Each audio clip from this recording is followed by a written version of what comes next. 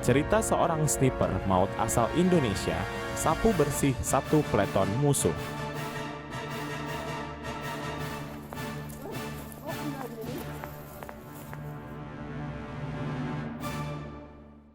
Sekali lagi, membongkar identitas seorang sniper adalah seperti mencari jarum dalam sekam. Bukannya tidak bisa, tetapi membutuhkan waktu yang lama. Mengapa demikian? Karena seorang sniper merupakan ujung tombak dalam sebuah pertempuran ataupun dalam misi khusus, sehingga segala hal yang berhubungan dengan si sniper disembunyikan rapat-rapat. Kali ini kami akan mengupas kembali keberadaan seorang sniper maut asal Indonesia yang mampu menghabisi satu peleton musuh. Siapakah dia? Silahkan ditonton videonya sampai selesai biar paham dan mengerti. Salah satu sniper Indonesia yang berhasil diketahui dan dikenal dunia internasional adalah Tatang Koswara. Tatang mendapat ilmu snipernya dari Amerika Serikat sehingga guru Tatang dengan sangat mudah bisa mengorek informasi dari Tatang. Tatang juga termasuk pasukan di Angkatan Darat Indonesia sehingga saat ada insiden penembakan dari seorang sniper Indonesia di Perang Timur Timur, tentu gurunya bisa melacaknya dengan mudah karena Tatang adalah muridnya.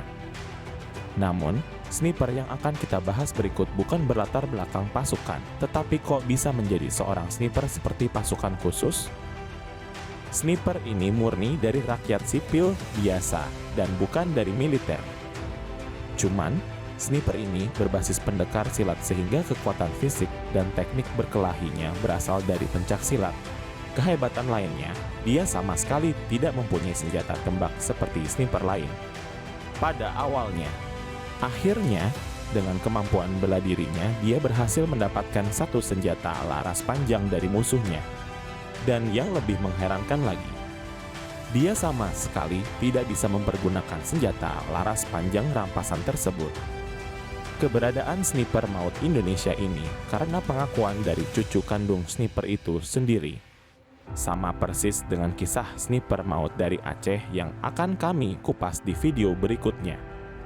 Kisah sniper Indonesia ini terjadi di tahun 1945, belajar mempergunakan senjata rampasan itu kepada Laskar Republik saat itu karena mempunyai bakat menembak tepat dalam waktu singkat.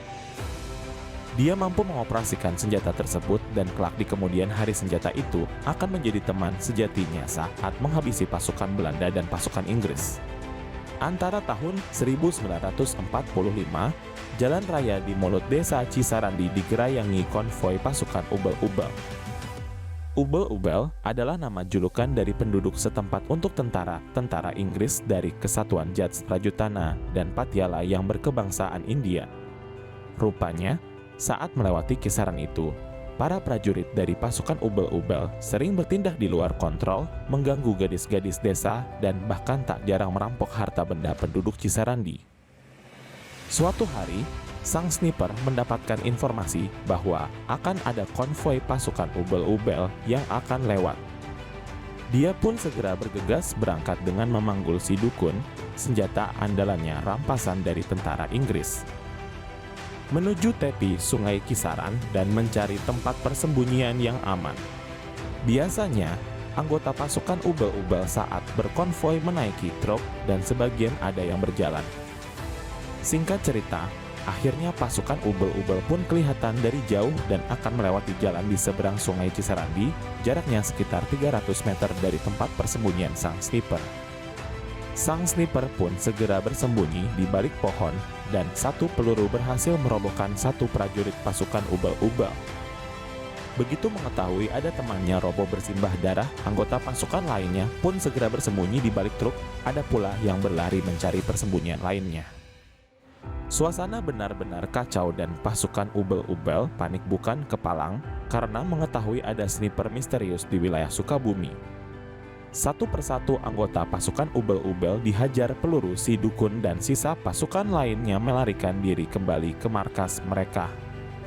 Saat petarung Republik aktif memerangi tentara Belanda yang berusaha kembali menguasai tanah air pada tahun 1947-1949,